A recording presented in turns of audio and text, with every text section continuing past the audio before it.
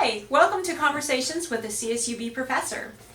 Today, I'd like to introduce Dr. Stafford Betty. He's a professor here at CSUB in the Department of Philosophy and Religious Studies. He just published a book, What Does It Mean to Be a Christian? It's a debate between a very good friend of his, Dr. John F. Crosby, and himself during, I believe, if I remember right, the years 2010? That's right. Yeah, so we're going to talk about that. I have a few questions for Dr. Betty, and he's going to talk a little bit about the conversations he had with his really good friend and what went into his writing. So here we go. Alrighty. So tell us about the beginnings of your book. How did this come about to actually publish your conversations? We had no intention of publishing a book. We've been friends since we were 9 years old. And we grew up in the same city. We lived about a half-mile apart. And we played a lot of golf together as kids. We served Mass together, growing up Catholic, you know, just little kids. Serving Mass in Latin was one of those, goes way back then.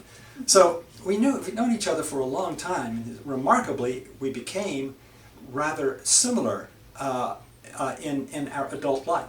He became a professor of philosophy, and I became a professor of religious studies with a lot of philosophy in my background.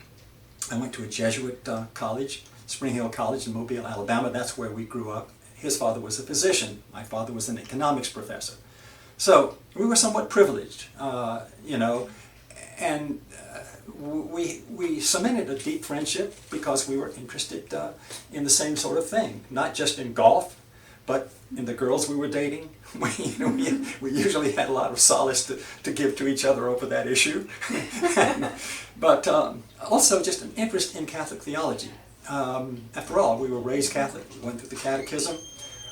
We were confirmed, and it was just something that was natural for us to think important. We were deep kids. We were unusually deep kids. We were philosophically oriented from the beginning. So we just loved each other. We hung out, did everything together. We played chess, and so it's just, this friendship has just continued all these years. But we've parted rather interestingly, and that's what we'll be talking about. Oh, that's lovely. I love that. And I did like the style of how you used your personal emails in the book. I love that format. It gave a lot of information about both of your beliefs and how you kind of fed off of each other on the discussions. Have both of you always debated throughout your friendship? Has this always... Not so much, because we were in agreement until we both got to graduate school, and then we veered away. I discovered that by let's put it this way, by personality or character, he is a very conservative person. He is a spokesman to this very day for a great tradition, the tradition of the Catholic Church. He's rather famous, as a matter of fact. He teaches at the University of Franciscan University at Steubenville, and of course I have a very different kind of a personality. I've always been interested in making things better than they were. I've never been conservative. I've always been very liberal, and I wanted to make Catholicism more plausible. I wanted to introduce it to the 21st century. I wanted to move beyond all of the dogma that became a requirement back in the 4th century. I thought we could do better. And so I wanted to reform Christianity, as it were, or Catholicism in particular, if I could. And so we debated on this issue. Am I a Christian? Do I deserve to be a Christian? He doesn't think so. Oh. Because I don't follow the rules. I don't believe in Catholic dogma. I don't believe that Jesus is divine, for example. I don't believe that he was born of a virgin. And all of the things in the Nicene Creed that I have said 10,000 times as a boy, I see as a kind of mythology, a very beautiful mythology. I understand it and I appreciate it, but I don't think it's literally true. He does. And so we differ on that, and we differ to such an extent that he simply cannot bring himself to think of me as a Christian. And I think of myself as a Christian because I think of myself as a, how shall I put this, as a great commandments Christian. There are two great commandments: to love God with your whole mind and heart and soul, and to try to love your neighbor as yourself. And that to me is the core of Christianity, not only of Christianity, but of Judaism as well. And that's where I think John goes way beyond what is essential and gets lost in dogma. And I want to bring it back to Jesus' teaching in the Sermon on the Mount and say that's pretty much what he's trying to say. And what the church has done over the centuries is to go way beyond anything he even imagined, including making him divine. So you can see that I'm a somewhat radical departure from the staid, laid-back, conservative Christianity that he and I were both brought up in. Okay. To help the reader understand your respective views, which you kind of already explained, can you explain the differences in your beliefs as compared to your friend Dr. John Crosby? Yeah, I would say that, again, it comes right back. I guess I anticipated the answer to that question. It comes back to his innately conservative instincts as opposed to my innately liberal and reform-oriented instincts. And I think that's really reflected in your book, too. Oh, absolutely it is. And so that's where the debate is. In many, many ways. It's got many parts to it, but that's basically where the bottom line. That's right. Makes sense. What do you hope that people will learn from your book, between the conversations you had? A different way of being Christian. That's the way. I think we're losing an enormous number of people. Catholic Christianity in particular is losing an enormous number of young people, okay? And I think part of the reason is that they look at that Nicene Creed way back in the 4th century and say, I'm not with this. I don't believe that.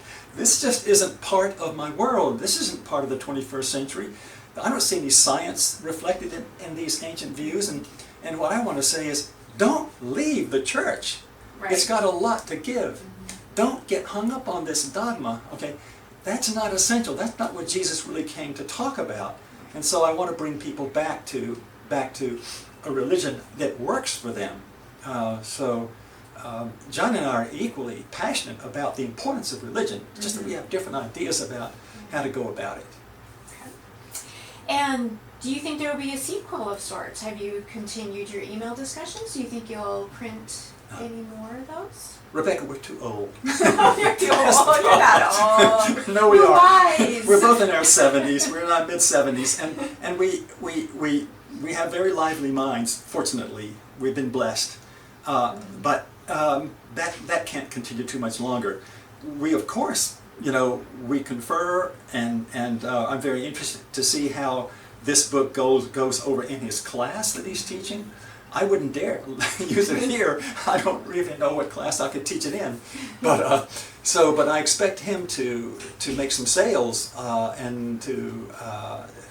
I want to see how it's received by his students. I think he might be a little reluctant to use it because I make a pretty good case for my. Because of your differing views. Because, in other words, he might be a little afraid that I'm introducing them to a confusion that he wants to protect them from.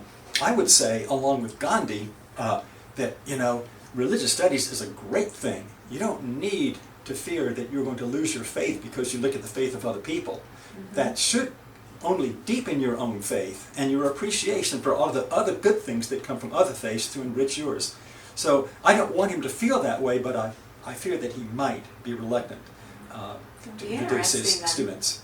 So, but we'll see. And but yeah, we will certainly. I mean, we know each other well. We've met each other's family. We love each other's families. So it goes a long way, and it will continue to go a long way until one of us dies. Nice. Yeah. Aw. Well, I did want to mention something about the exchange that you had on July 13th through the 16th. And that was about how you were considering the sheer size of the universe and why God would take interest in us or even our planet. Yeah. And Dr. Crosby responded with the question that we all ask, and this really hit me because we do ask this: are we too small to be noticed by God? Right. What is your thoughts on that? Yeah, that is something that I've been troubled over for a long, long time. It's had more of a menace to me in my spiritual life, in my prayer life, than anything else, than any other question. I know that there are as many suns in the universe as there are grains of sand on the beaches of the world. Okay, this is a scientific fact. Okay, And it's very difficult for me to think that I can have a conversation with the master organizer of the universe. It just doesn't strike me. It strikes me as somewhat egotistic to think that I might be that important to God, if you follow me. And so it's troubled me because I would like to have a relationship with God, and I've been trying to figure out if there's another way to do it. I think there is another way to do it. I don't think you do it by having a conversation with God in the same way that you and I are having a conversation right now. I don't think that's the way we meet God. I think that God has embedded a little splinter of himself in the soul of each one of us. There's a sense in which each of us is divine because we have been literally made in his image. God is personal, I believe that. He's not some sort of force from Star Wars. He's a personal being, an infinite person. And he's made us little tiny persons, little finite persons. And I think that if we get in contact with that divinity within us, that is how we commune with God. And that's called meditation. It's not called prayer, typically. It's called meditation, and it's called centering prayer by the Catholic tradition, and it's something that I really work at. So there is a way to know God. And it's a much more intimate way of knowing God than the other way of just talking to him. So I'm not a loser after all, but I have struggled with that. John cannot go with me on this. Okay. He feels that you know that Stafford, you've divinized yourself. You're talking to yourself. You're not talking to God. Okay, you're not communing with God. And I say, yes, I think I am, but that's where we have to differ. Okay. And we do differ. That's interesting. Yeah. And did you have any other remarks that you wanted to make or talk about? Oh, about there's your so book? much more to talk about, but I think that as part one, this Okay. ought to be where we stop. And I want to thank anyone who's listening for Definitely. for being with me and hearing me out on this very interesting subject. And I want to thank you too for making all of this happen, Rebecca. No problem. And I think it's something that I'd like to see other faculty do in Me their too. specialties. And I hope this is just a start of something good. I hope so too, Yeah. because I think this has been great. It's very interesting, and like I said, the book, please go out and take a look at it. The format, you will love it. It's interesting, it's personal. I couldn't stop reading it. I couldn't put it down. So thank you so much, Dr. Betty. I appreciate this so much. This Yeah. is great for our viewers. Thank you so much, Rebecca. It's been a delight. Thank you.